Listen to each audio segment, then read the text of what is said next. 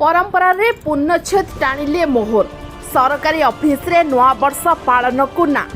सरकारी कार्यालय रे इंग्राजी नववर्ष पालन हेब नहीं भोजी भात केक कटा बंद नवा वर्ष पालन उपरे एभली रोक लगाइछंती राज्य सरकार साधारण कार्य दिवस भाव में एई दिन कर्मचारी माने नियमित कार्य करिवे निजे मुख्यमंत्री मोहन चरण माझी मध्य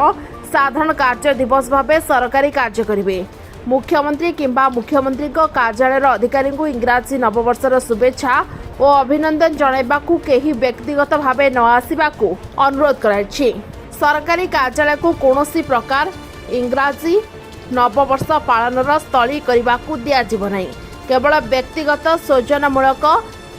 संभाषण व्यतीत कौनसी प्रकार उत्सव भेटघाट भोजीभात पार्टी इत्यादि राज्य सरकारी कार्यालय परिसर रे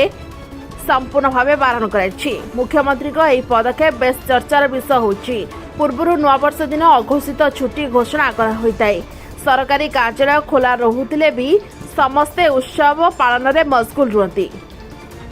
ब्यूरो रिपोर्ट OTLive अधिक खबर देखा OTLive को सब्सक्राइब करंतु एवं यह खबर अधिक शेयर करंतु।